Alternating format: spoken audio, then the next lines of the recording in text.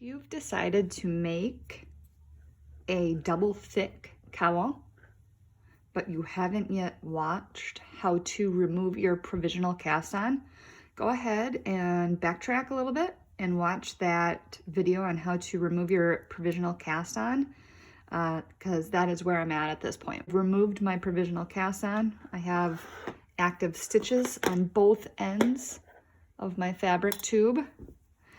Currently, once I removed my provisional cast on, both my needles are positioned exactly the same. I'm actually going to go ahead and switch that up. The reason being is when I graft my ends together, I want to have a little bit of a twist in the fabric, so it's not just a tube folded in half basically, but you can feel free to do whatever you'd like. So I'm going to go ahead and on my provisional cast on end, I'm going to go ahead and slip a quarter of my active stitches from my left hand needle to my right hand needle purlwise.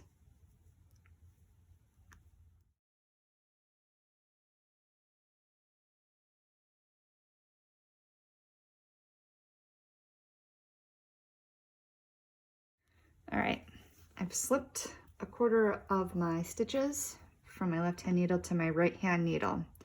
Now you'll notice when I lay my fabric tube down, my needles are slightly off kilter. And I'll show you why I did that. The next step is to fold your tube in half so that you put the ends together.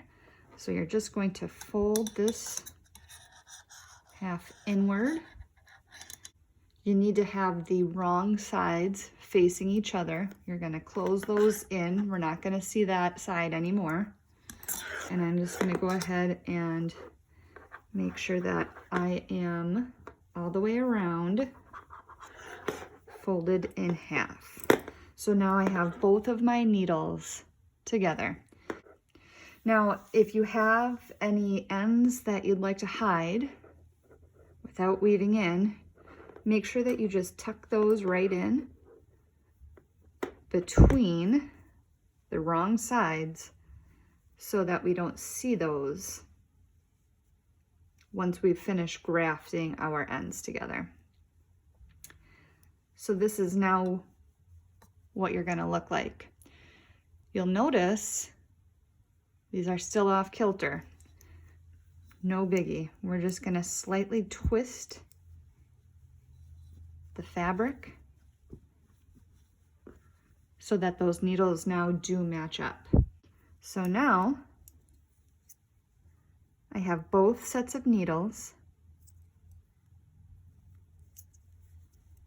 going in the same directions, and my beginning of rounds are in the same spot, and I am ready to begin grafting.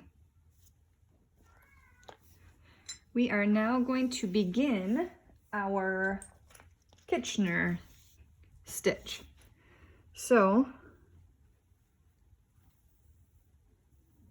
I have a decently long tail of working yarn. Basically, I just took the number of stitches that I have cast on and I wrapped it around the needle that many times.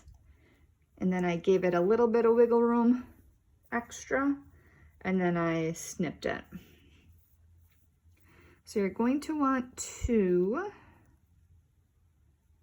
thread your working yarn into a darning needle, tapestry needle, and you are going to ignore the right hand needles completely.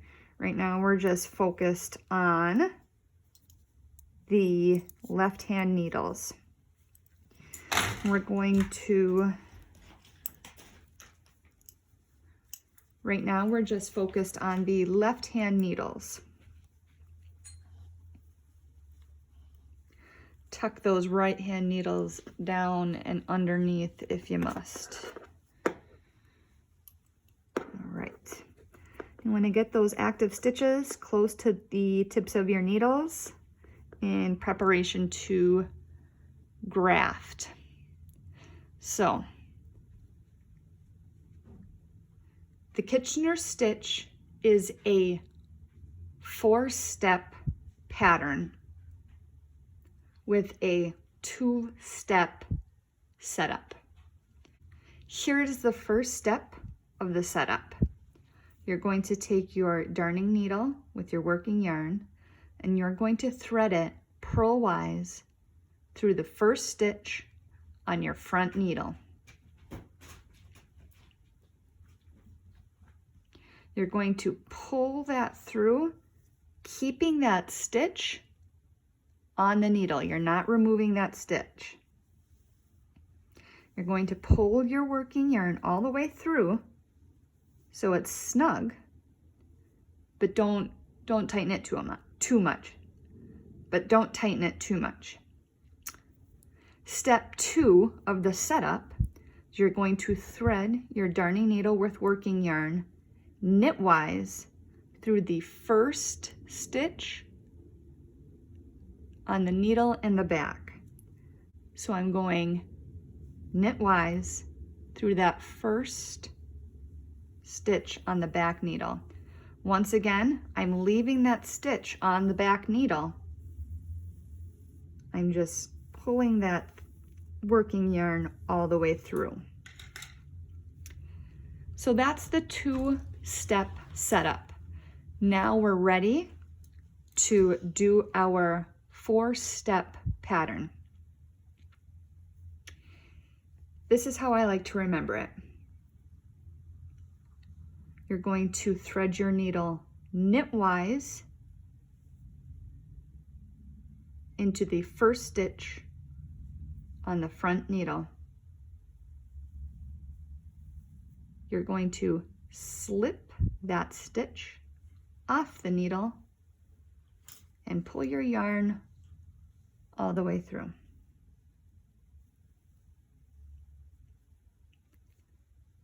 Step 2. Step 2. Take your darning needle and thread it purlwise through the second stitch on the front needle, leaving that stitch on the needle, pulling that yarn all the way through.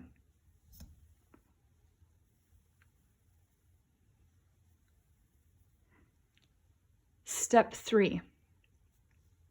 Thread your darning needle purlwise through the first stitch on the back needle, removing that stitch from the needle and pulling your yarn through.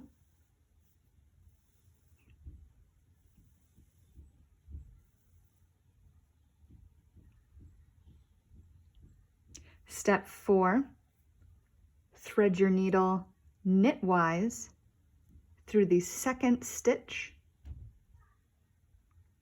on the back needle, leaving that stitch on the needle, pulling the working yarn all the way through.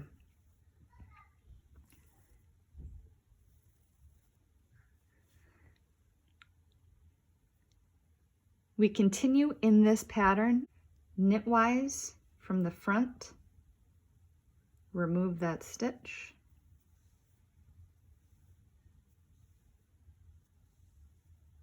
purlwise into the second stitch, leaving it on the needle.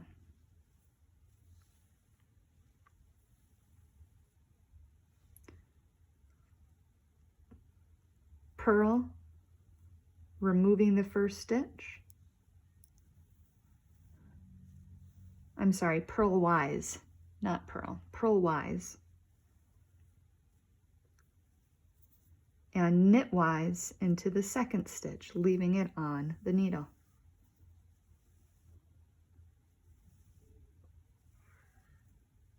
I'll show you that one more time.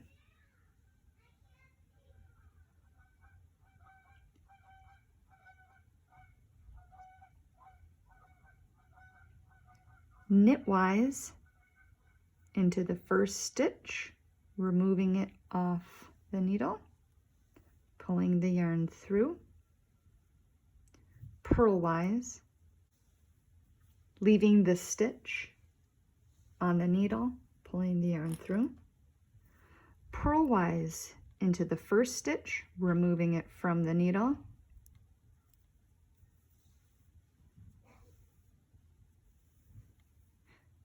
knitwise into the second stitch, leaving it on the needle. I'll show you that one more time.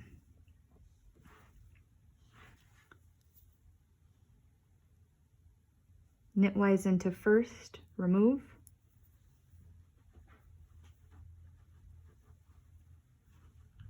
purlwise into second, leave it on the needle,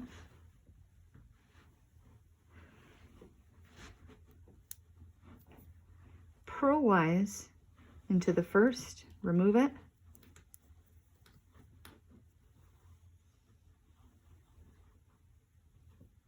knitwise into the second, leaving it on the needles.